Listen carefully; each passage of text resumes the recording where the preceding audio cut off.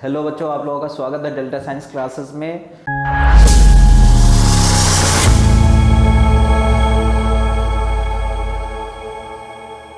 जो आपको 2 दिन में बोले थे कि 200 क्वेश्चन और 250 क्वेश्चन कराएंगे, तो उसी का ये दूसरा वीडियो है और दूसरा सेट है। ये भी, इसमें भी कितना क्वेश्चन है बच्चों? 70 क्वेश्चन है। तो चलिए, ये सब क्या है? इंपॉर्टेंट क्वेश्चन है जो आपके 3 फरवरी के जो एग्जाम होंगे, यानी कि कल जो एग्जाम होंगे उसमें आने वाले, इसमें से मोस्ट ऑफ द क्वेश्चन आपको देखने को मिल जाएगा। ठीक है बच्चों, चलिए स्टार्ट करते हैं।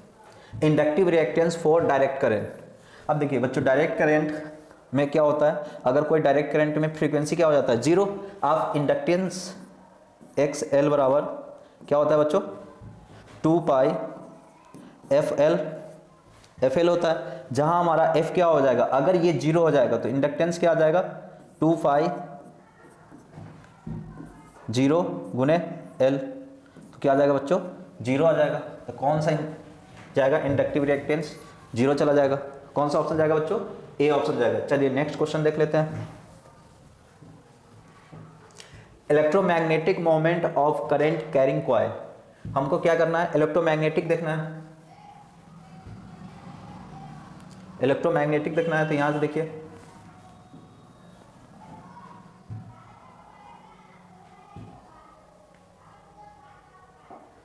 चलिए बच्चों इलेक्ट्रोमैग्नेटिक देखना है तो इलेक्ट्रोमैग्नेटिक ऑफ करंट कैरिंग, तो देखिए ये बच्चों कॉइल है। अगर ये कॉइल है, इसमें अगर करंट फ्लो हो रहा है तो इसके कारण क्या आएगा? मैग्नेटिक मोमेंट आएगा। तो मैग्नेटिक मोमेंट कैसे निकालेंगे बच्चों? क्या होता है?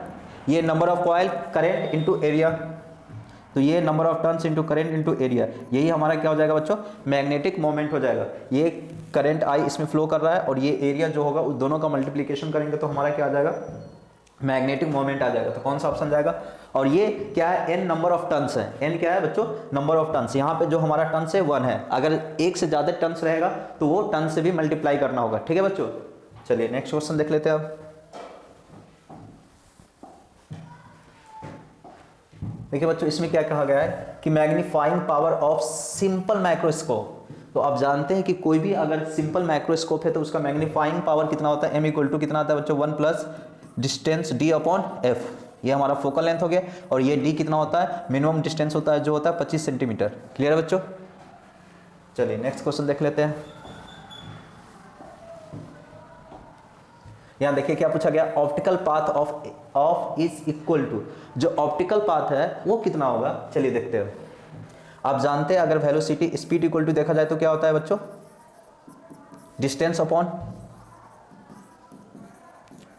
Upon time. अगर हमको टाइम निकालना है तो क्या हो जाएगा बच्चों? Distance upon speed.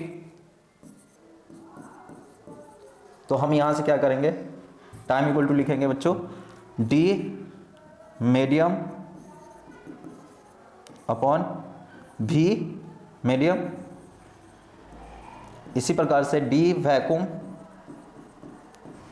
तो भी वैक्यूम। क्लियर बच्चों? तो यहां से हम डी वैक्यूम लिखेंगे तो क्या हो जाएगा?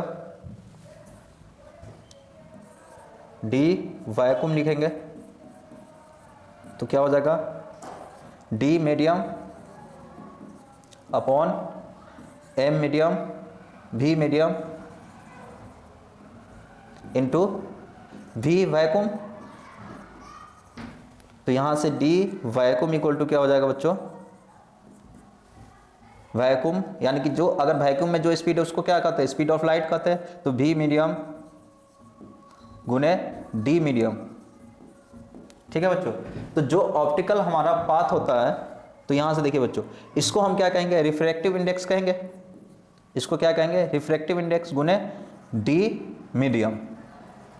और डी वैक्यूम को ही हम क्या कहेंगे? जो हमारा एक वैक्यूम होगा इस प्रकार से हो, जिसको हिंदी में निर्वात कहते हैं या वैक्यूम, ये इस प्रकार से होगा। इसके लेंथ को ही ऑप्टिकल पाथ कहते हैं। इसको लेंथ को ही क्या कहते हैं? ऑप्टिकल पाथ कहते हैं। क्या कहते हैं बच्चों? इसके लेंथ को ही ऑप्टिकल पाथ कहते हैं। तो जो हमारा डी वैक्यूम होगा इसी को हम क्या कहेंगे? D vacuum. तो जो हमारा ऑप्टिकल पाथ आएगा वो क्या आएगा बच्चों? डी वैक्यूम गुने डी वैक्यूम इक्वल टू कितना आ जाएगा? कितना आया है बच्चों? रिफ्रैक्टिव इंडेक्स गुने length of the medium. Clear है बच्चों? तो कौन सा ऑप्शन जाएगा? रिफ्रैक्टिव इंडेक्स गुने length of the medium, option A जाएगा। क्लियर है बच्चों? चलिए नेक्स्ट क्वेश्चन देख लेते हैं अब।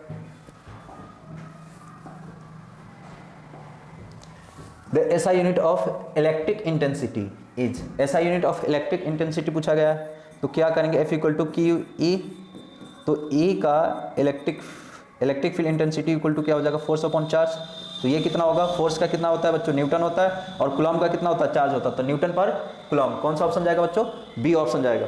चलिए नेक्स्ट क्वेश्चन देखते हैं। विच of the following is correct, इसमें से कौन सा जो वैल्यू है वो करेक्ट है? ठीक है बच्चों, तो जो हम पावर इक्वल टू क्या होता है? वर्क डन अपॉन टाइम, यही होता है बच्चों। तो वर्क डन का जो यूनिट होता है वो क्या होता है? जूल, और टाइम का यूनिट क्या होता है? सेकेंड। तो और पावर का यूनिट क्या होता है? वाट। तो 1 वाट इक्वल टू कितना हो जाएगा बच्चों? 1 जूल अपॉन सेकेंड। क्लियर है? तो इसको जब लिखेंगे तो जूल सेकेंड इनवर्स। कौन सा ऑप्शन जाएगा बच्चों? ए ऑप्शन जाएगा। कौन सा ऑप्शन जाएगा? ए ऑप्शन जाएगा। क्लियर है बच्चों? चलिए नेक्स्ट क्वेश्चन देख लेते हैं। The colour code of carbon resistance of blue colour, blue colour का हमारा कोड पूछा गया है। तो आप जानते हैं कार्बन रेजिस्टेंस किस प्रकार से होता है? इस प्रकार से, एक साथ आपको 3 कलर मिलेगा और एक साथ अलग 1 कलर होगा, टोटल 4 कलर होता है। ये दोनों डिजिट होता है, ये हमारा मल्टीप्लायर होता है, और ये क्या होता है बच्चों? टॉलरेंस होता है। ठीक है, टॉलरेंस में कितना हो सकता है? 3 कलर हो सकता है, या तो गोल्ड होगा, या फिर सिल्वर होगा, या फिर हमारा क्या हो जाएगा? No colour. अगर गोल्ड है तो कितना हो जाएगा बच्चों? ±5% हो जाएगा। सिल्वर है तो 10% टॉलरेंस होता है, और नो कलर है तो ±20%। क्लियर बच्चों? यही हमारा क्या होता है? कलर कोडिंग होता है। क्लियर? अगर एरर टॉलरेंस के तौर पे यहाँ पे आप चाल कर रहे हैं, इसका जो हम ट्रिक कितना बार बता चुके हैं, आप रिमेंबर रखिएगा। BB रॉय और GB VG W। अब ये देखिए, यही हम 0 से स्टार्ट करें, 0 1 2 3 4 5 6, हमारा क्या जाएगा बच्चों? 6 जाएगा। और 6 कौन सा ऑप्शन है? डी ऑप्शन है। यही हमारा ब्लू कलर होता है। क्लियर है बच्चों? ये आपका 6 डी ऑप्शन जाएगा।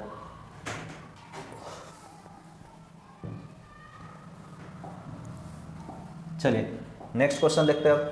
Resistance of ideal ammeter is, देखिए बच्चों, जो इमीटर होता है वो किस में, किसी भी सीरीज में, किसी भी सर्किट में कैसा कनेक्टेड होता है? सीरीज में कनेक्टेड होता है। अगर ये सीरीज में कनेक्टेड है तो हम क्या चाहेंगे कि रेजिस्टेंस क्या हो सके? जितना मिनिमम से मिनिमम हो सके तो उतना ही रखेंगे। हो सकता है अगर पॉसिबल है तो हम क्या रखेंगे? 0 रखेंगे। तो इसमें सबसे मिनिमम कौन सा है? 0 है, तो 0 ऑप्शन जाएगा। SI unit of magnetic flux is, magnetic flux का SI यूनिट क्या होता है बच्चों? वेबर होता है। क्या होता है? वेबर। देखिए, और वाट का क्या हो जाएगा बच्चों? वाट का क्या हो जाएगा? पावर। पावर किसका यूनिट होता है? वाट का टेस्ला मैग्नेटिक फील्ड का, यानी कि बी का। और जूल होता है वो वर्क डन का यूनिट होता है, या एनर्जी का। क्लियर है बच्चों? एनर्जी का या फिर वर्क डन का हमारा जो यूनिट होता है वो जूल के फॉर्म में होता है। क्लियर है बच्चों? चलिए next. The focal length of capacity 4 dioptre, हमारा क्या गया? बोला गया है कि कैपेसिटी कितना है? 4 डायोप्टर है, तो +4D हो जाएगा। तो आप जानते हैं 1/f इक्वल टू क्या होता है बच्चों? Focal length 1/f। तो यहाँ से हम क्या करेंगे? f निकाल लेंगे, तो 1/p।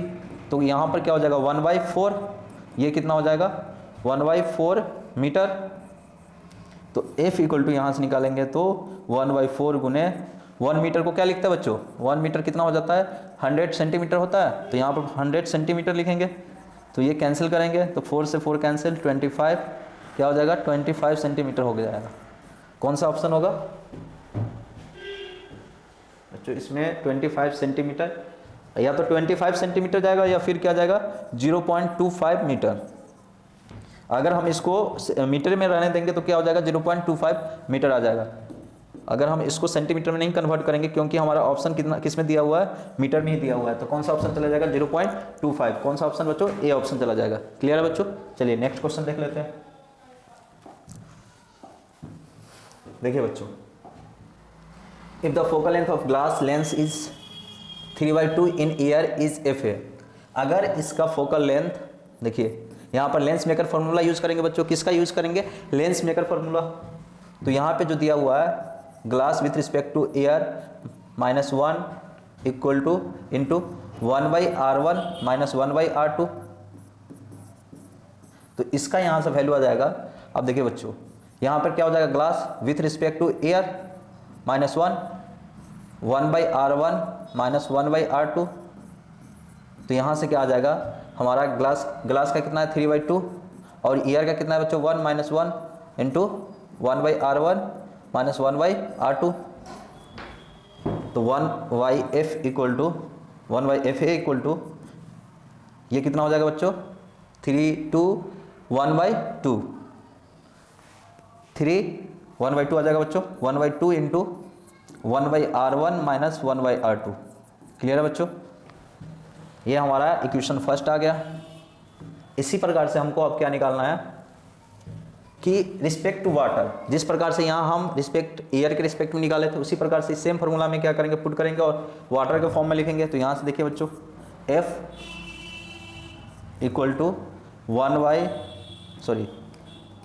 1/W glass with respect to water -1 into 1/r1 - 1/r2। यहाँ से हम अगर पुट किए बच्चों तो ये कितना आ जाएगा 3/2 अपॉन वाटर का कितना है 4/3 -1 इंटू 1/r1 - 1/r2। ये कितना हो जाएगा बच्चों, कैलकुलेट कर लेंगे तो क्या आ जाएगा 9/8 -1 इंटू 1/r1 - 1/r2। यहाँ से हम सोल्व करने के बाद आ जाएगा 1/8 इक्वल टू 1/r1 - 1/r2। ये हमारा समीकरण 2 हो जाएगा। दोनों का रेशियो ले लेंगे, समीकरण 1 और समीकरण 1/2 का। तो 1/fa upon 1/f equal to क्या हो जाएगा बच्चों, दोनों का रेशियो लेंगे तो कितना आ जाएगा, यहाँ देखिए 1/2 1/r1 - 1/r2। यहाँ क्या हो जाएगा बच्चों 1/8 1/r1 - 1/r2। तो यहाँ से क्या हो जाएगा बच्चों, ये वाली पार्ट कैंसिल हो जाएगा, दोनों सेम है। और यहाँ से देखिए ये 4 मतलब कि 1/f equal to fa equal to क्या हो जाएगा 4। तो यहाँ से आप कैलकुलेट कीजिएगा तो f इक्वल टू क्या आ जाएगा 4fa आ जाएगा। क्लियर है बच्चों, यही हमारा क्या चला जाएगा, ऑप्शन चला जाएगा। ऑप्शन कौन सा जाएगा बच्चों, यहाँ से हम लिख लेते हैं ऑप्शन कौन सा जाएगा, f इक्वल टू 4a कौन सा ऑप्शन है, ये हमारा डी ऑप्शन है। क्लियर है बच्चों, इस प्रकार से हमारा कौन सा ऑप्शन जाएगा, डी ऑप्शन जाएगा। चलिए नेक्स्ट क्वेश्चन देख लेते हैं। Which of the following relation is correct for intensity of scattering light and wavelength of light? तो इंटेंसिटी कितना होता है, इनवर्सली प्रोपोर्शनल टू द 1/4, यानी कि हमारा कौन सा ऑप्शन जाएगा बच्चों, डी ऑप्शन जाएगा। कौन सा ऑप्शन जाएगा, डी ऑप्शन जाएगा। चलिए नेक्स्ट क्वेश्चन देख लेते हैं अब। देखिए बच्चों, विच of the following is a work function of sodium, sodium का वर्क फंक्शन कितना होता है। तो बच्चों आपको 4-5 वर्क फंक्शन आपको रिमेंबर रखना होगा। जैसे सोडियम का वर्क फंक्शन होता है, वर्क फंक्शन यहाँ पर लिखा देते हैं, आप इसको क्या कर लीजिएगा, रिमेंबर रख लीजिएगा। ठीक है बच्चों, चलो पोटेशियम का कितना होता है वर्क फंक्शन, यहाँ पे हम वर्क फंक्शन लिख रहे हैं, वर्क फंक्शन जो आपको इलेक्ट्रॉन वोल्ट में होगा। ठीक है बच्चों, यहाँ पर सोडियम का 2.30 होता है। उसके बाद हम क्या किसका लिखेंगे बच्चों, सोडियम, पोटेशियम हो गया, सोडियम हो गया। सोडियम का कितना होता है बच्चों, यहाँ पे आपको मिल जाएगा, ये इलेक्ट्रॉन वोल्ट होगा 2.75 इलेक्ट्रॉन वोल्ट। इसके बाद आपको लिखना है कॉपर का, कैल्शियम, कैल्शियम, उसके बाद कॉपर। क्लियर बच्चों, ये जितना हम आपको लिख के दे रहे हैं उसको रिमेंबर रख लीजिएगा। ठीक है, 3.20 इलेक्ट्रॉन वोल्ट। और कॉपर का कितना होता है बच्चों, कॉपर का हो जाएगा आपको 4.65 इलेक्ट्रॉन वोल्ट। एल्युमिनियम, एल्युमिनियम हो गया बच्चों 4.28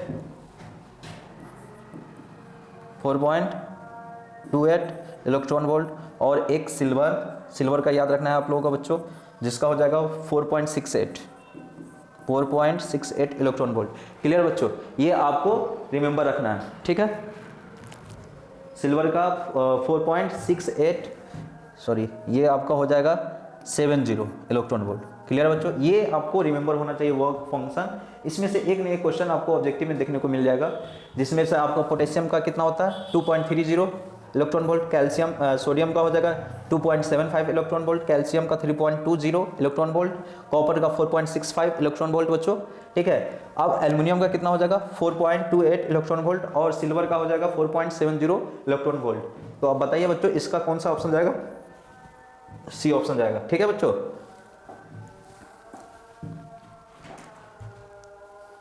number of neutrons in nucleus, आप जानते हैं किसी भी एलिमेंट के पास क्या होता है, प्रोटॉन इलेक्ट्रॉन और प्रोटॉन न्यूट्रॉन और इलेक्ट्रॉन होता है। तो अब अगर कोई एलिमेंट है तो इसको एटॉमिक नंबर कहेंगे, एटॉमिक नंबर को जेड से इंडिकेट करते हैं, मास नंबर को ए से इंडिकेट करते हैं। अगर हमको न्यूट्रॉन निकालना है, न्यूट्रॉन एन को क्या कहेंगे, नंबर ऑफ न्यूट्रॉन निकालना है, तो हम क्या करते हैं ए माइनस जेड करते हैं बच्चों। तो ए माइनस जेड कौन सा ऑप्शन जाएगा, बी ऑप्शन जाएगा। चलिए नेक्स्ट क्वेश्चन देखते हैं। The permittivity of free space is, तो आप जानते हैं एप्सिलॉन नॉट का वैल्यू पूछ रहा है, तो ये कितना होता है 8.85 गुने 10⁻12 फ्राइड पर मीटर, कितना होता है बच्चों फ्राइड पर मीटर। क्लियर है, चलिए नेक्स्ट क्वेश्चन देख लेते हैं अब। कैपेसिटर ऑफ स्फेरिकल कंडेंसर, क्या पूछा गया, स्फेरिकल कंडेंसर जो कैपेसिटर उसका कैपेसिटी निकालना है। तो यहाँ पर देखिए बच्चों ये एक हमारा एक कैपेसिटर है और एक कैपेसिटर है, इसका हमारा कितना है स्मॉल आर है और इसका कितना है कैपिटल आर है। तो इसका जो कैपेसिटेंस निकलता है वो होता है 4 pi epsilon nought small R capital R upon capital R minus small R. Clear है बच्चों, इसमें देख लीजिए कौन सा ऑप्शन जाएगा, ये ऑप्शन जाएगा, इसको सुधार लीजिएगा, capital R minus small R कर लीजिएगा, ठीक है। तो हमारा यही ऑप्शन चला जाएगा, ठीक है, ये ऑप्शन चला जाएगा। The phase difference in L R circuit, अगर कोई एल आर सर्किट है तो उसका हमको क्या बताना है बच्चों, फेज डिफरेंस बताना है। तो चलिए देख लेते हैं, ये हमारा एल आर सर्किट है, आर एल सर्किट है या एल आर सर्किट है, तो इसका हमको क्या बताया गया है, फेज डिफरेंस बताना है। तो देख चलिए ड्रॉ करते हैं। आप जानते हैं अगर इंडक्टेंस रहेगा, ये वोल्टेज है, तो वोल्टेज और करंट रेजिस्टेंस के केस में सेम फेज में होता है। क्लियर बच्चों, अगर इंडक्टेंस जैसा ही आया तो ये हमारा जो होगा वो इस प्रकार से डेवलप करेगा। अगर प्योर इंडक्टेंस रहता तो क्या होता बच्चों, ये 90 डिग्री लैग करता, करेंट सॉरी, ये हमारा लैग करता, ये इस प्रकार से कहीं आएगा आई। क्लियर है बच्चों, तो यहां पे जो हमारा आएगा ये क्या आ जाएगा 5 आ जाएगा।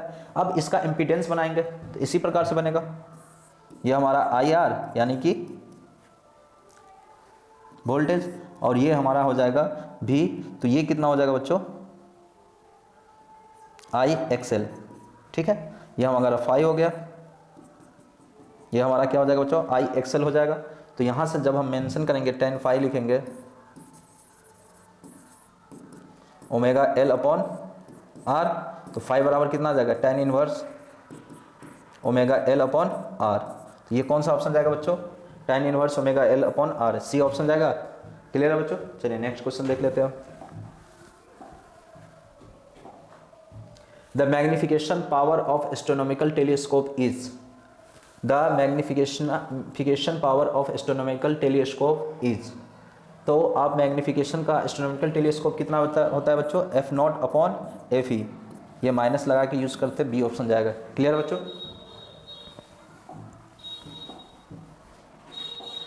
विच of the following is the cause of formation of rainbow, जो रेनबो को फॉर्म होता है वो किसके कारण होता है बच्चों, तो डिस्पर्शन के कारण होता है, जिसमें सी ऑप्शन होगा। ठीक है बच्चों, चलिए नेक्स्ट क्वेश्चन।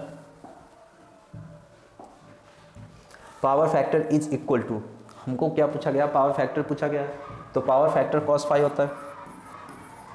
अगर यहाँ पे हम फेजर डायग्राम बना लेंगे तो ये हमारा क्या हो जाएगा R हो जाएगा, और ये हमारा XL या XC हो जाएगा कुछ भी, इसका रिजल्टेंट क्या होता है बच्चों Z। क्लियर है बच्चों, यहाँ पे XC माइनस XL। क्लियर है बच्चों, तो यहाँ से अगर ये फाई है तो cos फाई इक्वल टू कितना हो जाएगा, आधार बट्टे कर्व Z, तो ये क्या हो जाएगा बच्चों R/Z। क्लियर है बच्चों, हमारा ए ऑप्शन चला जाएगा।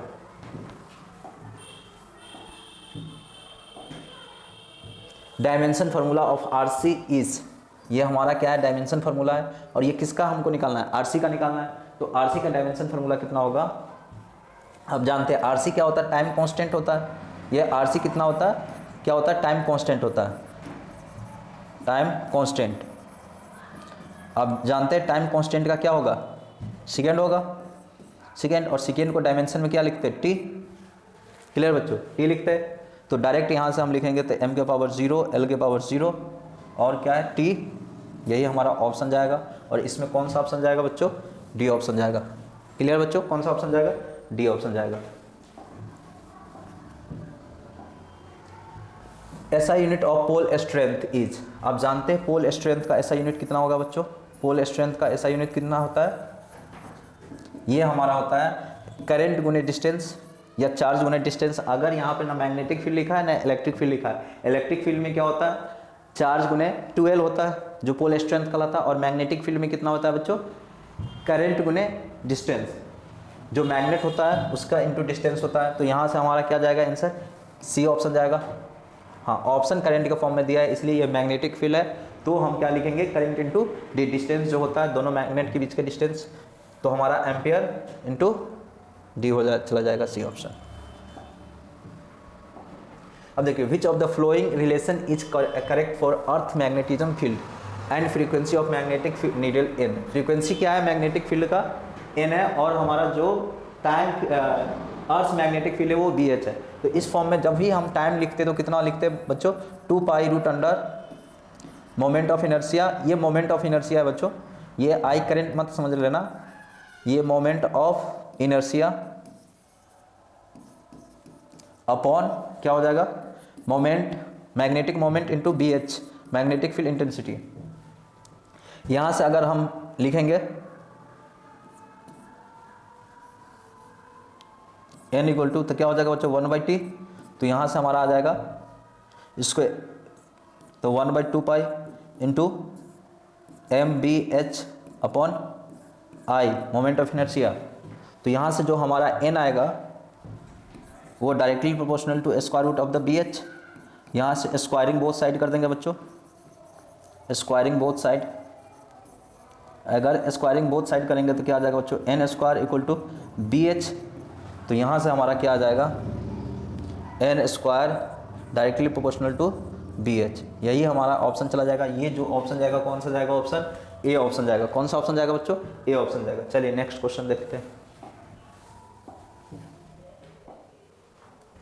विच of the following is correct is for tangent law. Tangent law के लिए देख रहा है कि कौन सा करेक्ट है, तो ये हमारा वर्टिकल हॉरिजॉन्टल कंपोनेंट होता है, ये हमारा वर्टिकल कंपोनेंट होता है, और ये हमारा क्या होता है बच्चों, मैग्नेटिक फील्ड होता है। क्लियर है।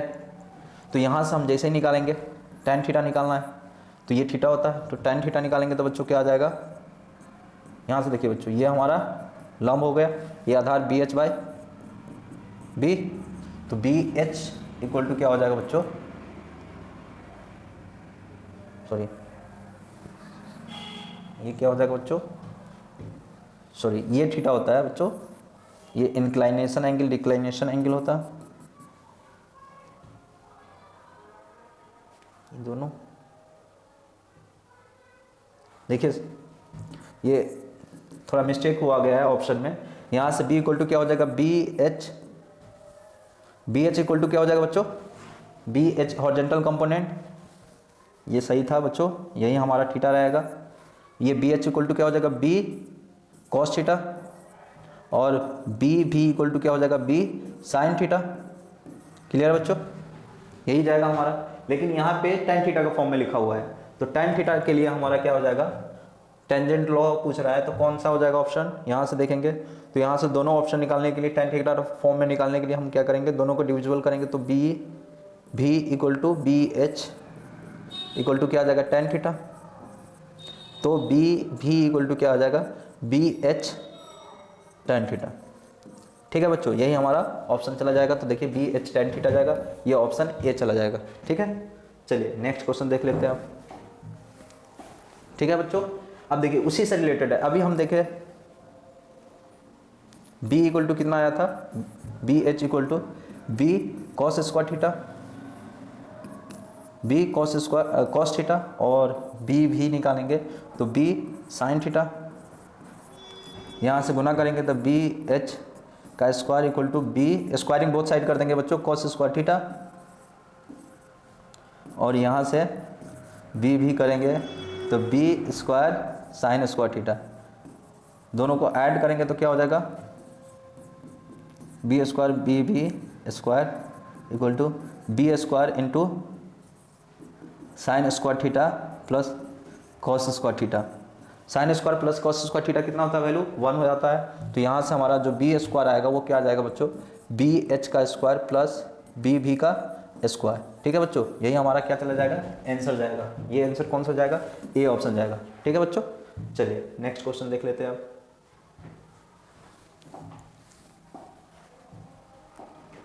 Which of the following is correct for speed of electromagnetic wave in vacuum? देखिए बच्चों, जो स्पीड ऑफ वेव होता है वो कितना होता है, mu nought mu R epsilon nought R, यानी रिलेटिव परमिटिविटी। तो यहाँ से आप जानते हैं सिलम आर 1 वैक्यूम में और म्यू आर भी वैक्यूम में कितना होता है, 1 होता है। जैसे ही आप दोनों का वैल्यू पुट कीजिएगा तो सी का वैल्यू कितना हो जाएगा, 1 by me not epsilon not. तो कौन सा ऑप्शन जाएगा बच्चों, ये हमारा ऑप्शन जाएगा बी ऑप्शन। चलिए नेक्स्ट क्वेश्चन देख लेते हैं। देखिए बच्चों क्या पूछा है, correct for vector form of the equation of the Biot Savart law. देखिए बच्चों ये पूरे में क्या होना चाहिए था, वेक्टर फॉर्म में होना चाहिए था, यहाँ भी वेक्टर फॉर्म में हो जाता और मैग्नीट्यूड हो जाता। तो इस केस में आप जानते हैं डी वी इक्वल टू क्या होता है, mu nought into 4 pi into I D L. ये आई क्या है, current into R upon magnitude of R Q. ये देख लीजिए कौन सा ऑप्शन जाएगा बच्चों, ये सी ऑप्शन जाएगा, ये आपका सी ऑप्शन चला जाएगा। Intensity of electric field at a point is F equal to क्या होता है बच्चों, क्यू ई। तो ई के फॉर्म में दिया है तो ई इक्वल टू क्या हो जाएगा, एफ बाई क्यू। कौन सा ऑप्शन जाएगा बच्चों, बी ऑप्शन जाएगा। ठीक है बच्चों, चलिए नेक्स्ट क्वेश्चन देख लेते हैं। If n capacitor of equal capacity C1 connected in parallel, then equivalent capacitor will be। तो चलिए इसको सोल्व करते हैं बच्चों। हमारा क्या है, n कैपेसिटर कनेक्टेड है, किसमें, पैरेलल में कनेक्टेड है। इस प्रकार से देखिए ये C1 है, ये भी हमारा C1 है, ये भी C1 है, यानी कि 1 2 n तक है। कितना है बच्चों, अगर बीच में हम यहाँ पे एक और लगा देते हैं, ये भी हमारा C1 कनेक्टेड, ये 3, ये n तक, इस प्रकार से कनेक्टेड है। तो अगर हम C इक्विवेलेंट निकालेंगे तो क्या होगा बच्चों, C1 plus C2 plus C3 dot dot dot plus Cn। तो यहाँ से हम क्या करेंगे, C1 plus C1 plus C1 plus C1। तो यहाँ से 1 2 3 और n तक जाएगा बच्चों, क्लियर है। तो यहाँ से जब हम लिखेंगे C इक्विवेलेंट तो कितना आ जाएगा, NC1 आ जाएगा, क्लियर है। तो यही हमारा आंसर चला जाएगा, जो ऑप्शन जाएगा सी ऑप्शन, क्लियर। अगर इस प्रकार से हम इसको देखें तो ये हमारा क्या है, कनेक्टेड है सीरीज में। अगर ये कनेक्टेड हो सीरीज में तो ये इस प्रकार से, ये हमारा क्या है, C1 C1 C1 C1, clear. यहाँ 1 हो जाएगा, यहाँ 2 हो जाएगा, यहाँ 3 और ये यहाँ n हो जाएगा। अगर इस प्रकार से कनेक्टेड होता है इसका जो आ जाएगा आपको C/n आ जाएगा। ठीक है बच्चों, आपको इसको रिमेंबर रखना है, ठीक है। चलिए नेक्स्ट क्वेश्चन देख लेते हैं क्या होता है बच्चों। देखिए डायलैक्ट्रिक स्ट्रेंथ ऑफ एयर। तो डायलैक्ट्रिक स्ट्रेंथ ऑफ एयर होता है बच्चों, स्ट्रेंथ कितना होता है बच्चों, 30 किलो वोल्ट पर सेंटीमीटर। कितना बच्चा होता है बच्चों, 30 किलो वोल्ट पर सेंटीमीटर। ईयर के केस में इस प्रकार से होता है। तो इसमें ऐसा कोई भी ऑप्शन नहीं है, तो हम देखेंगे इसको क्या किया गया है, मीटर में कन्वर्ट किया गया है और वोल्ट में कन्वर्ट है। तो यहाँ वोल्ट के का वैल्यू कितना होता है बच्चों, 30 गुने 10⁻³ वोल्ट। अगर 1 मीटर इक्वल टू कितना होता है बच्चों, 100 सेंटीमीटर। तो 1 सेंटीमीटर बराबर कितना हो जाएगा, 1/100 मीटर। तो ये कितना हो जाएगा, 10⁻² मीटर। तो इसको पुट करेंगे तो यहाँ कितना हो जाएगा, 10⁻² मीटर। तो इसको अगर एवब लाएंगे तो कितना हो जाएगा, 10⁻³ गुने 10⁻² वोल्ट पर मीटर। तो ये कितना हो जाएगा, 3 गुने 10⁻6 वोल्ट पर मीटर। यही हमारा क्या हो जाएगा बच्चों, डायलैक्ट्रिक स्ट्रेंथ हो जाएगा। ठीक है बच्चों, चलिए नेक्स्ट क्वेश्चन देख लेते हैं। अब कौन सा ऑप्शन जाएगा, ए ऑप्शन जाएगा। कौन सा ऑप्शन जाएगा बच्चों? ए ऑप्शन जाएगा इसमें। चलिए अब redistribution of charge there is loss of क्या होगा बच्चों? एनर्जी होता है, एनर्जी का लॉस होता है। चलिए नेक्स्ट क्वेश्चन देख लेते हैं। The power factor of chalk coil, अगर कोई पावर फैक्टर है चॉक कॉइल के तो इसमें ज़्यादातर क्या होता है? रिएक्टेंस होता है और जो रेजिस्टेंस होता है वो नेग्लिजिबल फॉर्म में होता है। तो इस केस में जो हमारा फेजर डायग्राम बनता है वो क्या होता है? करंट लैग करता है वोल्टेज से कितने डिग्री से? 90 डिग्री से। क्लियर बच्चों? इस केस में जब हम पावर फैक्टर लिखेंगे तो cos फाइव बराबर कितना हो जाएगा? 90 डिग्री। यही हमारा क्या है? पावर फैक्टर है और 90 डिग्री का वैल्यू कितना होता है? 0। तो कौन सा ऑप्शन जाएगा? ए ऑप्शन जाएगा। चलिए नेक्स्ट क्वेश्चन देख लेते हैं। The permittivity of any electric insulator medium can be, अगर बच्चों कोई भी इंसुलेटर है उसका डाइलेक्ट्रिक स्ट्रेंथ कितना होगा? 6 होगा, इससे ज़्यादा नहीं हो सकता। कितना हो जाएगा बच्चों? परमिटिविटी के का वैल्यू एनी इलेक्ट्रिक इंसुलेटर के लिए हम कितना रख सकते हैं? मैक्सिमम 6 रख सकते हैं। ठीक है बच्चों, चलिए नेक्स्ट क्वेश्चन देख लेते हैं। क्या पूछा गया है कि an electric field can deflect. देखिए बच्चों, किसके माने इसमें से कौन सा पार्टिकल है जिसके कारण इलेक्ट्रिक फील्ड में डिफ्लेक्शन होता है? तो ये सिर्फ अल्फा पार्टिकल होता है जिसके कारण होता है। गामा पार्टिकल डायरेक्ट निकल जाता है, जो गामा पार्टिकल वही सिमिलर टू इलेक्ट्रिक एक्सरेज का होता है। तो इसमें जो आपका ऑप्शन जाएगा कौन सा ऑप्शन जाएगा? सी ऑप्शन जाएगा। The capacity of spherical conductor is 1 microfarad. Capacity क्या है स्फेरिकल कंडक्टर का? 1.0 माइक्रोफराड। तो कितना हो जाएगा? 1 × 10⁻6 फ्राइड हो जाएगा। तो इट्स रेडियस विल बी, तो उसका क्या पूछा गया है? रेडियस पूछा गया है। तो आप जानते हैं स्फेरिकल कैपेसिटी कितना होता है बच्चों? 4πε0r होता है। तो यहाँ से कितना हो जाएगा? 1 × 10⁻6 और 4πε0 का वैल्यू कितना होता है आप जानते हैं? 1/4πε0। इसको हम क्या कहते हैं? के कहते हैं। इसका वैल्यू कितना होता है? 9 × 10⁻9। अगर 4πε0 का वैल्यू लिखेंगे तो कितना हो जाएगा? 1/9 × 10⁻9 होगा। क्लियर है? यहाँ पर पुट करेंगे 9 × 10⁻9, तो ये हमारा r हो जाएगा। तो यहाँ से क्रॉस मल्टीप्लिकेशन करेंगे तो ये आ जाएगा 9 × 10⁻9 - 6 = 9 × 10⁻3। तो ये हो जाएगा 9 किलोमीटर km। क्लियर बच्चों? सी ऑप्शन चला जाएगा। चलिए नेक्स्ट क्वेश्चन देखते हैं अब। Volt metre per metre is unit of, volt per metre किसका यूनिट होता है बच्चों? इलेक्ट्रिक फील्ड इंटेंसिटी का होता है। ठीक है, जो dV/dr होता है। ठीक है, कौन सा जाएगा? इलेक्ट्रिक फील्ड जाएगा। The algebraic sum of all current meeting at a point in electric circuit. अगर इस प्रकार से हमारा सर्किट है, ये इन आउटगोइंग करंट है, इनकमिंग करंट है, यहाँ से भी ये इनकमिंग करंट है। तो हम क्या करते हैं? R1 ये I2 मान लेते हैं, ये I3 मान लेते हैं, ये I4 है।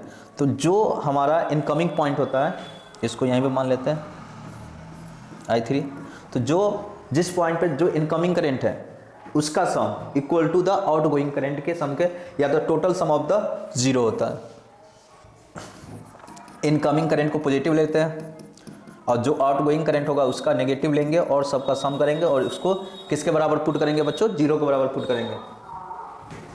चलिए नेक्स्ट क्वेश्चन देख लेते हैं।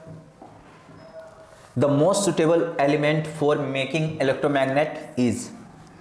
अगर कोई भी हमारा इलेक्ट्रोमैग्नेट एलिमेंट बनाना चाहते हैं तो इसके लिए कौन सा सुटेबल है? तो सॉफ्ट आयरन ज़्यादा सुटेबल है बच्चों। कौन सा आयरन? सॉफ्ट आयरन ज़्यादा सुटेबल है। ठीक है, चलिए नेक्स्ट क्वेश्चन देख लेते हैं। The value of permeability of paramagnetic substance क्या होना चाहिए बच्चों? जस्ट मोर देन 1 होना चाहिए। जस्ट मोर देन 1 होना चाहिए। ये ऑप्शन जाएगा, बी ऑप्शन। ठीक है बच्चों, चलिए बी ऑप्शन जाएगा ये हमारा। चलिए नेक्स्ट क्वेश्चन देख लेते हैं अब। Lenz law is based on conservative of charge which physical quantity. किसके बेसिस पे बेस्ड है ना बच्चों? एनर्जी के बेसिस पे ये बेस्ट है। किसके बेसिस पे है?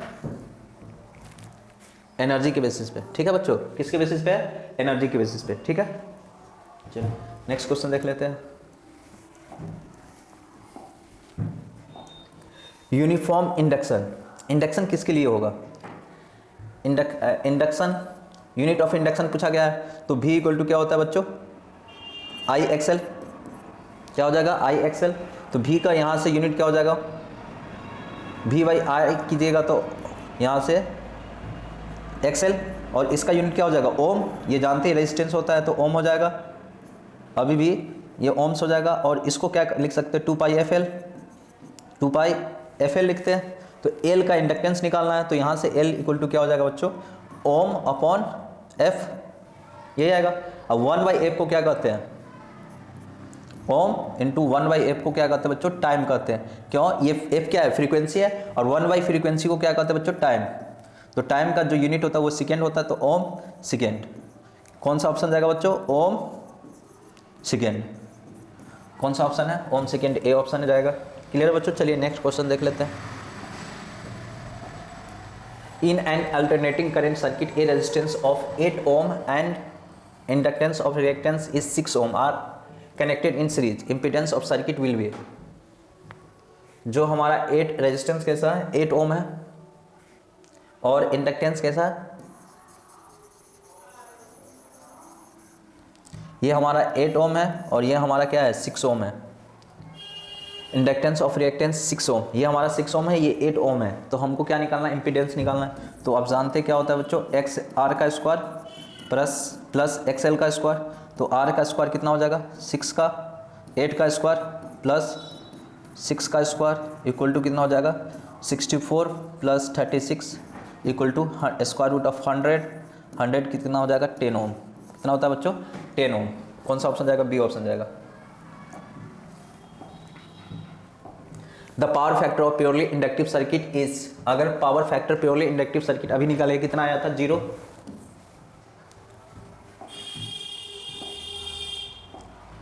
विच is not possible any transformer.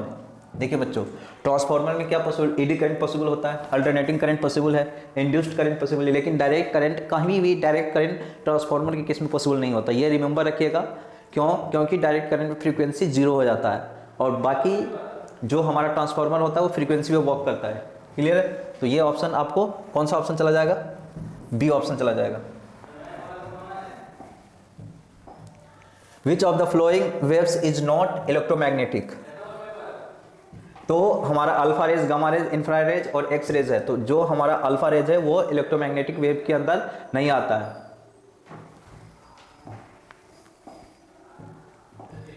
और देखिए याद रखिएगा, जो हमारा अल्फा रेज और बीटा रेज दोनों इलेक्ट्रोमैग्नेटिक वेव के अंदर नहीं आता है। ये किसके अंदर आता है, पार्टिकल के अंदर आता है। ठीक है बच्चों, रेज के अंदर नहीं आके पार्टिकल के अंदर आता है, वो रिमेंबर रखिएगा। अब क्या बोला गया है, नेक्स्ट क्वेश्चन देख लीजिए। In electromagnetic induction the induced charge is independent. जो इंड्यूस्ड चार्ज होगा वो किससे इंडिपेंडेंट होगा, E इक्वल टू क्या होता है बच्चों, d∅dt, और E इक्वल टू क्या होगा, IR। तो यहाँ पर पुट कर देंगे तो IR इक्वल टू क्या होगा, d∅dt, और I इक्वल टू जानते हैं क्या होता है, dq/dt। तो यहाँ से dq/dt into R equal to d∅dt, ये से कैंसिल। तो जो हमारा dq आएगा इक्वल टू d∅/r, यही हमारा क्या चला जाएगा, ऑप्शन चला जाएगा बच्चों। ठीक है, तो ये देखिए ये किससे इंडिपेंडेंट है, जो चार्ज है हमारा किससे इंडिपेंडेंट है, टाइम से। यहाँ पे टाइम नहीं है, सिर्फ फ्लक्स दिया हुआ है, और रेजिस्टेंस ऑफ द कॉइल दिया हुआ है। यहाँ देखिए रेजिस्टेंस ऑफ द कॉइल, यहाँ फ्लक्स है, टाइम नहीं है। तो ये क्या किससे इंडिपेंडेंट है, टाइम से। Rest of the mass of the photon कल ही देखे 0 होता है। The last band of the inch of the carbon register is golden. अभी बच्चों देखिए, अगर हमारा जो कलर कोडिंग है रेजिस्टेंस का, ये 3 क्या होता है, ये 2 क्या डिजिट्स होता है, ये मल्टीप्लायर होता है, ये हमारा क्या होता है, टॉलरेंस होता है। ये हमारा क्या होता है बच्चों, टॉलरेंस होता है। टॉलरेंस में जो वैल्यू होता है, गोल्डन के केस में कितना होता है, ±5% होता है बच्चों, और सिल्वर के केस में कितना होता है, ±10%, और नो कलर के केस में कितना होता है बच्चों, ±20%। कौन सा ऑप्शन जाएगा बच्चों, तो गोल्डन है तो एक ऑप्शन जाएगा। क्लियर है बच्चों, चलिए next question. Unit of Friday constant, unit of Friday constant कितना होता है बच्चों, फ्राइडे कांस्टेंट इक्वल टू होता है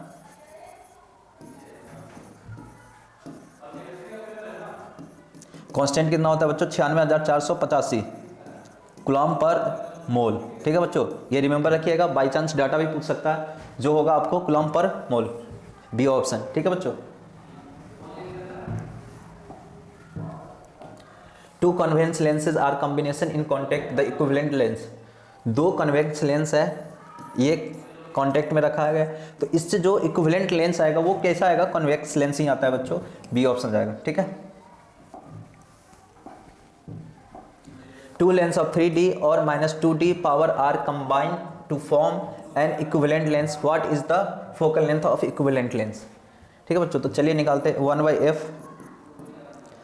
equal to P1 equal to P1 मान लेते हो प्लस 3D का, और P2 मान लेते हैं किसको, -2D का। तो इक्विवेलेंट हमको निकालना है, अगर कॉन्टैक्ट में रखा है तो P इक्वल टू क्या हो जाएगा बच्चों, P1 प्लस P2, तो P इक्वल टू क्या आ जाएगा, 1D आ जाएगा बच्चों, ये प्लस 3D, ये -2D, तो प्लस 1D आ जाएगा। तो हमको फोकल लेंथ निकालना है, तो P इक्वल टू कितना हो जाएगा, 1/f, तो F इक्वल टू 1/P,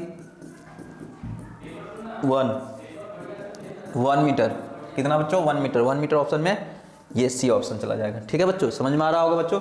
और ये जो क्वेश्चन करा रहे हैं ना, ये सभी इंपॉर्टेंट है बच्चों। ठीक है, ये आपको कल देखने को मिलेगा, कुछ ना कुछ क्वेश्चन इसमें से देखने को मिल जाएगा। Energy equivalent to 1 AMU is, तो E इक्वल टू क्या हो जाएगा बच्चों, mc², और ये मास ऑफ प्रोटॉन, तो मास ऑफ प्रोटॉन कितना होता है, 1.66 गुने 10 टू पावर -19 27 kg, और C का वैल्यू कितना होता है बच्चों, C का वैल्यू कितना होता है, 3 गुने 10 टू पावर 8 मीटर पर सेकेंड। तो यहाँ से हम वैल्यू पुट करेंगे, 1.66 गुने 10 टू पावर -27 गुने 3 गुने 10 टू पावर 8 मीटर पर सेकेंड का होल स्क्वायर हो जाएगा। तो यहाँ से गुना कीजिएगा तो ये आ जाएगा 6 गुने 10 टू पावर -27 गुने 9 गुने 10 टू पावर 16। तो यहाँ से गुना कीजिएगा, ये आ जाएगा आपको 9.31 गुने 10 टू पावर, देखिए बच्चों 11 -11। ठीक है बच्चों, कितना आ जाएगा, गुना कर लेते हैं एक बार, 9 × 54 के 4 कैरी 5 54 5 9 कैरी 5 9 5 9 और 5 कितना आ जाएगा 14, ये बच्चों इतना आ जाएगा। ठीक है बच्चों, ये एनर्जी है। अब ये हमारा जो आ रहा है वो जूल में आएगा। ये पूछा गया है कि इलेक्ट्रॉन वोल्ट में कितना होगा, तो आप जानते हैं कि 1 इलेक्ट्रॉन वोल्ट बराबर कितना हो जाएगा, 1.6 गुना 10 टू पावर -19 कूलम। यहाँ से हम चेंज करेंगे तो 1 जूल होता है बच्चों, जूल, तो 1 जूल बराबर ये जूल आएगा, तो 1 जूल बराबर कितना हो जाएगा, 1 इलेक्ट्रॉन वोल्ट अपॉन 1.6 गुने 10 टू पावर -19, तो 1 बाई 1/6 गुना 10 टू पावर 19 इलेक्ट्रॉन वोल्ट। ठीक है बच्चों, अब यहाँ पर क्या करेंगे, पुट कर देंगे वही चीज़, 1 जूल इक्वल टू, तो यहाँ पर पुट करेंगे 1.6 गुने 10 टू पावर 19 इलेक्ट्रॉन वोल्ट, तो यहाँ से आ जाएगा 14.94 अपॉन 1.6 गुने 10 टू पावर 7 इलेक्ट्रॉन वोल्ट। अब देखिए बच्चों, ये आ जाएगा आपका, डिवीज़न कीजिएगा, यहाँ से ये रिमूव हो गया, तो 16 9 44, यहाँ एक जीरो आ जाएगा, तो 9.3, यहाँ सॉरी ये 11 है, ये 8 आ जाएगा बच्चों, 9.31 गुने 10 टू पावर 8 इलेक्ट्रॉन वोल्ट। तो अब देखिए इससे 100 से मल्टीप्लाई कर देंगे, इसमें 31 गुने 100 गुने 10 टू पावर 6 इलेक्ट्रॉन वोल्ट, तो यहाँ से आपको आ जाएगा 9 से 31 गुने 10 टू पावर 6 इलेक्ट्रॉन वोल्ट। और 10 टू पावर 6 को क्या कहते हैं बच्चों, मेगा कहते हैं। तो E इक्वल टू कितना हो जाएगा, 931 गुने मेगा इलेक्ट्रॉन वोल्ट, तो 931 मेगा इलेक्ट्रॉन वोल्ट, यही हमारा क्या आ जाएगा, आंसर आ जाएगा बच्चों। जो आपको आंसर होगा कितना होगा, डी ऑप्शन जाएगा। यहाँ इलेक्ट्रॉन वोल्ट इधर आ गया है। ठीक है, चलिए नेक्स्ट क्वेश्चन देख लेते हैं। Sources of radiant energy of the sun is nuclear fusion होता है। नेक्स्ट क्वेश्चन देख लेते हैं बच्चों। Electric field lines provide information about electric strength, field strength देता है बच्चों, डायरेक्शन भी देता है, नेचर ऑफ द चार्ज भी बताता है, और ये किया जाएगा D, all of these answer जाएगा इसका। The law governing the force acting between two electric charge is known as, अगर एक पॉजिटिव चार्ज है दूसरा पॉजिटिव या नेगेटिव चार्ज कुछ भी हो, इस दोनों के बीच में जो फोर्स डेवलप होता है वो किस केस में डेवलप होता है, इसको किसने दिया था बच्चों, कूलम्ब्स लॉ ने दिया था, जो होता है force is directly proportional to product of the charges, ये Q1 है ये Q2 है, डिस्टेंस दोनों के बीच का कितना है R है, और क्या बताया था inversely proportional to the square of the distance between the charges, तो F दोनों का कंबाइंड करके Q1/Q2 अपॉन R², यही हमारा फोर्स जाएगा। ठीक है, चलिए 64 identical drops each of capacity 5 microfarad combined to form a big drop, what will be the capacity of the big, क्या बोला गया बच्चों कि छोटे छोटे जो कैपेसिटर, उसका एक कैपेसिटर का जो कैपेसिटी है वो कितना है 5 माइक्रोफैराड है, और इसको कंबाइन किया गया और इसको बिग ड्रॉप बनाया गया है। जैसे यहाँ देखिए ये छोटे छोटे कैपेसिटी है, स्फीयर है, इसका जो कैपेसिटी है एक का कैपेसिटी कितना 5 माइक्रोफैराड, और ऐसा कितना है 64 है, तो हमको बिग ड्रॉप का वॉल्यूम, तो volume of big drop equal to क्या हो जाएगा बच्चों 64 गुने वॉल्यूम ऑफ स्मॉल ड्रॉप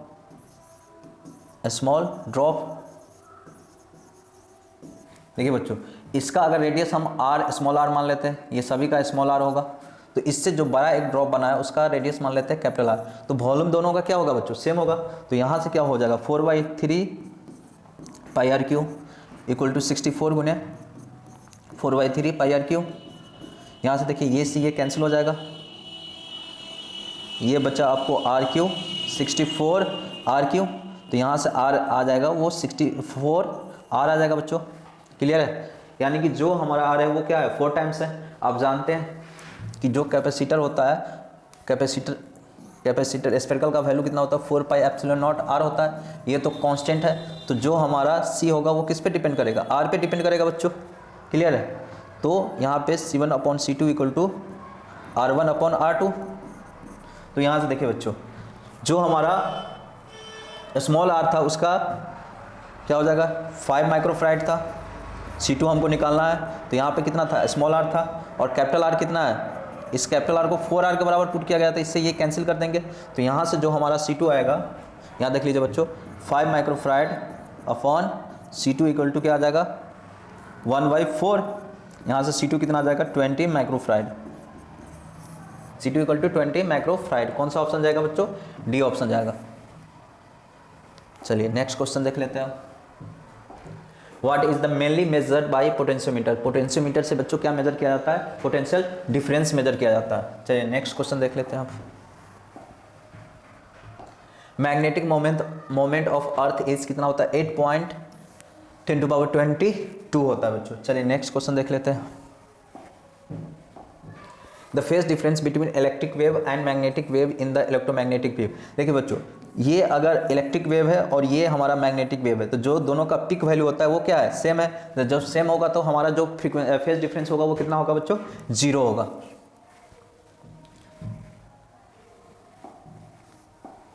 चलिए नेक्स्ट क्वेश्चन देख लेते हैं, the electric critical angle of total internal reflection of a ray from many medium to vacuum is 30 degree, then the velocity of light in the medium will be पूछा गया है।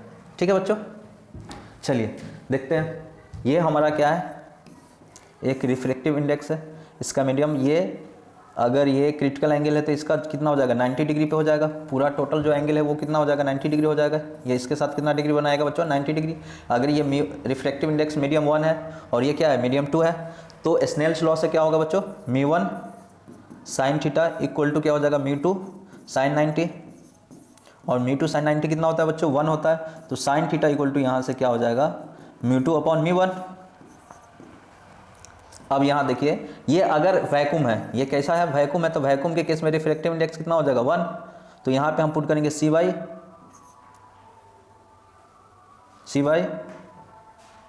Refractive index of air या vacuum upon यहाँ क्या हो जाएगा cy refractive index of medium 1, sorry velocity 1, sorry यहाँ पे वेलोसिटी हो जाएगा और यहाँ भी cy वेलोसिटी 1, ये सी ए कैंसिल, वेलोसिटी इसका कितना हो जाएगा बच्चों सी, ये किसका वैक्यूम का है इंटू 90 डिग्री 1 हो जाएगा। तो यहाँ से हम निकालेंगे तो जो हमारा वैल्यू आएगा वो कितना आ जाएगा बच्चों,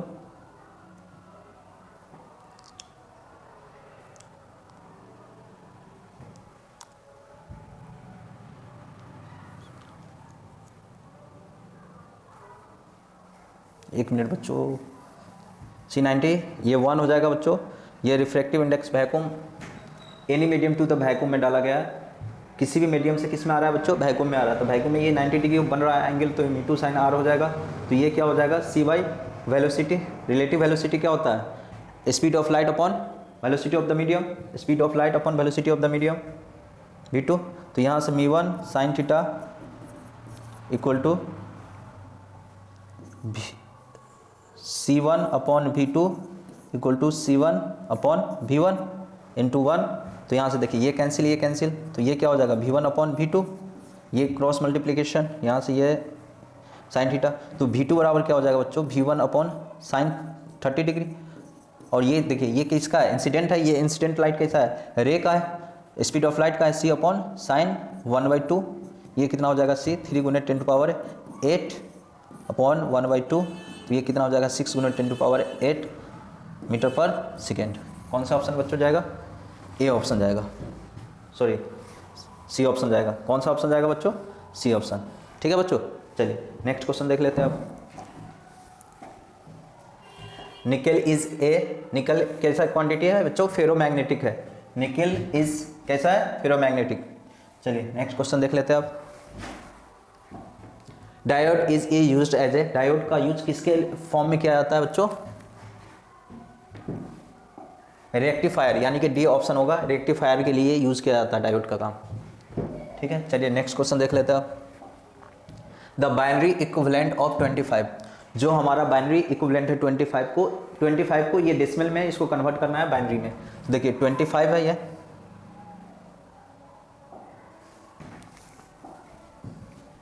इसको हमको किस में कन्वर्ट करना है, बाइनरी में कन्वर्ट करना है। तो 25 का 2 से ये हमारा 12 कैरी 1, ये यहाँ 12 कैरी 0, यहाँ 6, यहाँ 3 कैरी 0, यहाँ 2 carry 1 1।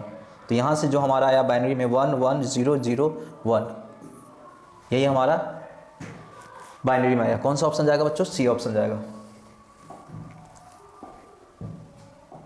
The temperature coefficient of semi conductor, देखिए बच्चों सेमी कंडक्टर का जो हमारा कोफिशिएंट होता है, टेम्परेचर कोफिशिएंट, वो कैसा होता है बच्चों, नेगेटिव होता है।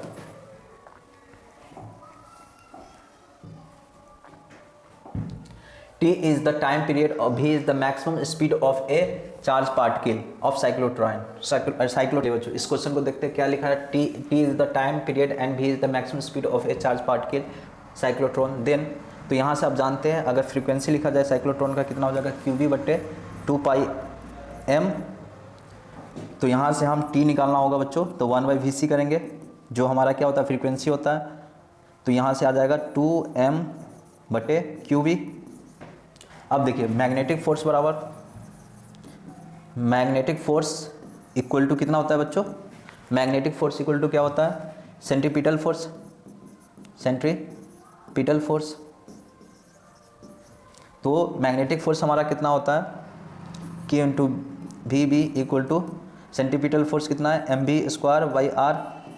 इससे ये कैंसिल, तो QV/m इक्वल टू क्या हो जाएगा, V/r। अब यहाँ से देखिए बच्चों, तो 2π/QV/m इक्वल टू क्या हो जाएगा, 2πV/r। ये कितना हो जाएगा बच्चों, 2πr/V। ये देखिए बच्चों कांस्टेंट, यानी कि टाइम हमारा क्या आ जाएगा 2πr/V। ये देखिए ये कांस्टेंट है, तो जो हमारा t है वो इन्वर्सली प्रोपोर्शनल क्या हो जाएगा, v हो जाएगा। तो कौन सा ऑप्शन जाएगा बच्चों, सी ऑप्शन जाएगा। क्लियर है, चलिए नेक्स्ट क्वेश्चन देख लेते हैं आप। The half life of a radioactive isotopes is 5 days। देखिए बच्चों T हाफ लाइफ कितना दिया हुआ है, 5 दिया हुआ है। The fraction of the nuclei undecay at the end of 20 days। तो T इक्वल टू कितना दिया है बच्चों, 20 डेज दिया हुआ है। क्लियर है, तो जो हम ये रेशियो एन का रेशियो निकालेंगे तो T equal to T half, ये कितना आ जाएगा 20/5, तो ये कितना हो गया, कैंसिल हो गया हमारा 4 आ जाएगा बच्चों। तो आप जानते हैं एन बाई एन नॉट, यही हमारा क्या होता है, अन डी के होता है, undecayed equal to N by N naught equal to कितना होता है 1/2 के पावर एन, तो ये कितना हो जाएगा 2 के पावर 4, तो ये हो जाएगा 1/16। क्लियर है बच्चों, ये अन डी के निकल गया। अगर आपको डी के पूछ दिया क्वेश्चन में, डी के पूछ दिया जाए तो डी के निकालने के लिए क्या करते हैं 1 माइनस अन डी के, तो जो हमारा अन डी के आया है उसमें से क्या करते हैं सब्ट्रैक्ट करते हैं 1 माइनस 1/16 कर देंगे, तो ये 15 वेट। चारों क्वेश्चन है फटाफट हो गया। The ratio of the electric force and gravitational force acting between two charges is the order.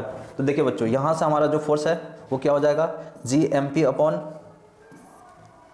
Square upon R का स्क्वायर, और जो हमारा इलेक्ट्रोस्टैटिक फोर्स हो जाएगा वो क्या हो जाएगा K इंटू ई अपॉन R स्क्वायर। ये दोनों का कैंसिल आउट करने से रेशियो निकालना है, तो FE अपॉन रेशियो किसका निकालना, पहले इलेक्ट्रिक फोर्स यानी कि इलेक्ट्रिक अपॉन ग्रेविटेशनल फोर्स, तो ये हमारा आ जाएगा K इंटू ई का square upon R square into GMP square upon R square. ये से ये कैंसिल हो गया, आपका आ जाएगा 10⁻36, तो ये हमारा क्या जाएगा ऑप्शन 36 जाएगा।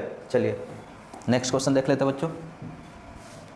ये करंट है, वोल्टेज L इंटू DI/dt, तो ये हमारा इंडक्टेंस निकालना, वोल्टेज 50 है और ये L है, करंट हमारा कितना है चेंज इन 5 - 2 अपॉन टाइम कितना 0.1, तो यहाँ हमारा 0.1 इंटू L, ये पॉइंट से ये कैंसिल 10, यहाँ से ये कैंसिल हो जाएगा, ये आपका L आ जाएगा 5/3 यानी कि 1.66। कौन सा ऑप्शन है 6-7, ये ऑप्शन चला जाएगा। चलिए next question. The concept of secondary wavelets was given by, किसके द्वारा दिया गया है, हाइजीन के द्वारा दिया गया है बच्चों। चलिए नेक्स्ट क्वेश्चन देख लेते हैं। देख लीजिए बच्चों, ये जो हमारा साइन है वो एन टाइप से डायोड का सेमीकंडक्टर का है, ठीक है बच्चों। चलिए ये आपका 70 क्वेश्चन हो गया। आप इस वीडियो को देख लीजिए और एक आज ही अपलोड किया गया मॉर्निंग में, उसको भी देख लीजिए, और 70 क्वेश्चन और आपको अपलोड करके दे दिया जाएगा। आप देख लीजिए, इस 210 के आसपास क्वेश्चन हो गया। इसी में से आपको जो कल पेपर होने वाला है उसमें मैक्सिमम क्वेश्चन आने का चांस है, देखते रहिए, ठीक है बच्चों। Thank you so much.